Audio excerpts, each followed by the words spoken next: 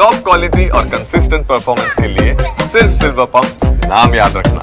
ವಿಶ್ವವಿಖ್ಯಾತ ಬೆಂಗಳೂರು ಕರಗೋತ್ಸವ ಭಾವೈಕ್ಯತೆಯ ಪ್ರತೀಕವೂ ಹೌದು.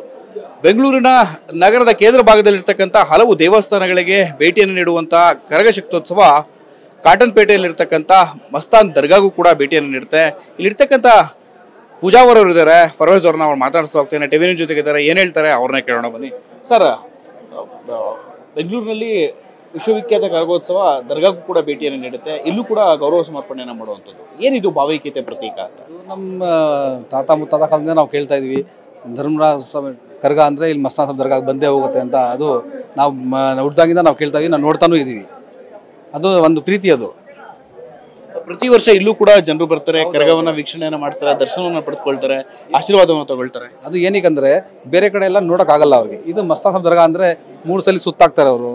ಆಮೇಲೆ ಜನಗಳಿಗೆ ನಿಂತ್ಕೊಳ್ಳೋಕ್ಕೆ ಜಾಗ ಇದೆ, ಅವ್ರು ಬಂದು ನಿಂತ್ಕೊಂಡು ಎಲ್ಲ ತುಂಬ ಚೆನ್ನಾಗಿ ಇಲ್ಲಿ ಇದಾಗುತ್ತೆ ಅವ್ರಿಗೆ.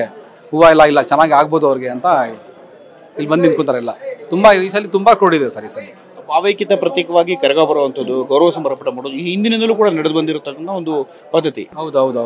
ಅದು ನಮ್ಮ ತಾತ ಮುತ್ತಾತ ಕಾಲದಿಂದ ನಾವು ಕೇಳ್ತಾ ಇದ್ವಿ. ಅದು ಹಂಗೆ ಕಂಟಿನ್ಯೂ ಆಗ್ತಾ ಇದೆ ಸರ್. ಕರಗ ಇಲ್ಲಿ ಬಂದಂಥ ಸಂದರ್ಭದಲ್ಲಿ ನೀವು ಯಾವ ರೀತಿಯ ಪೂಜಾ ಕೈಂಕರ್ಯವನ್ನು ನೆರವೇರಿಸ್ತಾರೆ? ಹಾರ ಹಾಕಿ ಅವ್ರಿಗೆ ದಿಷ್ಟಿ ತೆಗಿತೀವಿ ನಾವು.